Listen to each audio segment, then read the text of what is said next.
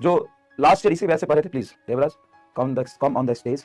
ये देवराज भाई है और नीट 2025 दिया आपने। हाँ। कितने नंबर आ रहे हैं 640 इसमें, बोलो तब समझ में आएगा। 640 640 नंबर आ रहे हैं भाई के, और इन्होंने फाइनल ओएमआर से मिला लिया था। अभी जो कुछ चैलेंज होगा तो फाइनल ओएमआर एक बार और आएगा चैलेंज के बाद, उससे कुछ चेंज होगा क्या? सर लग रहा तो नहीं है, लेकिन एक बार वो पेडिग्री का क्वेश्चन उसका दिए तो देख दे सकते हैं, वो भी कंफर्म नहीं है सर। कंफर्म नहीं है तो क्या होगा? 640 से 636 हो सकते हैं, या 640 रह जाएंगे, या 644 हो जाएंगे, यही होगा, इससे ज्यादा नहीं होगा। फिजिक्स में कितने नंबर है? 145।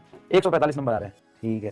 तो आपने यकीन 2.2 से सारा लेक्चर देखा था? हाँ सर, यकीन प्लस भी फॉलो किया था? लेकिन प्लस भी फॉलो किया। थोड़ा सा कि सारे? सही बताओ, झूठ मत आपके बोलो। लेक्चर सारे देखे थे सर, अभिषेक सर के नहीं देखे। एक ही बात है यार, जो मतलब अच्छा पढ़ाया था 11th और 12th। हाँ अच्छा, क्योंकि तुम मेरे से पढ़ रहे थे तो हाँ, इसीलिए। इसलिए। अच्छा, मतलब मेरे लेक्चर सारे देखे थे। सारे देखे। क्वेश्चन प्रैक्टिस कहाँ से किया था?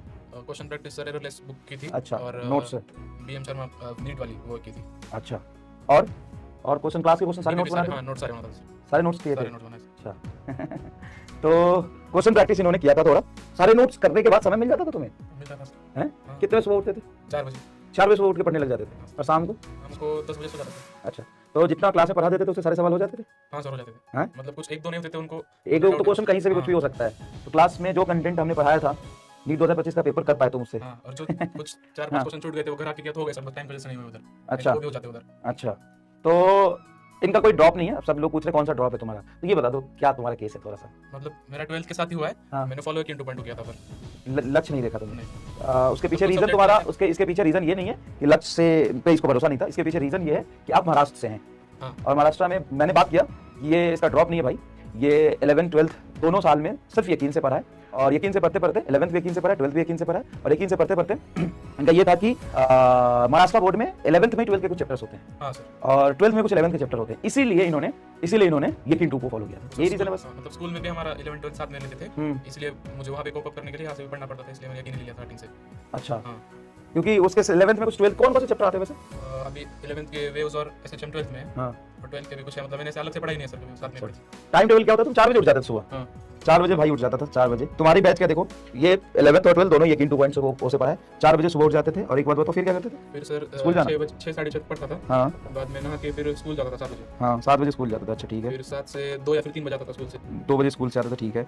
फिर वहाँ से आने के बाद खाना वाना खा के 4 बजे तक बैठ जाता था। 4 बजे तक पढ़ना 3 शुरू? बजे आया तो 4:30 तक, 2 का आया तो 3:30 तक। अच्छा, 2 या 3 के बीच में, तो 1-1.5 घंटे का गैप के बाद 4 बजे पढ़ने बैठ जाते थे, ठीक है। बाद में 4 से 10 के बीच में 1 घंटे का मतलब ऐसा गैप होता होगा, 1 घंटा कभी 1.25 घंटा, बाकी पढ़ता था सर उसमें।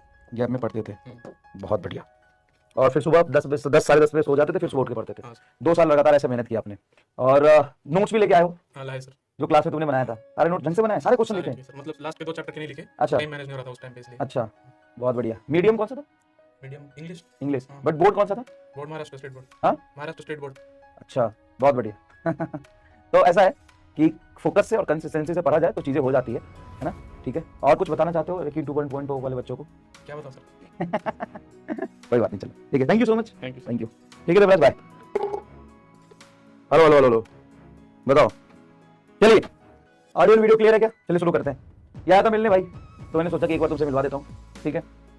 मिलने आया था तो मैंने सोचा एक बार तुमसे मिलवा देता हूँ।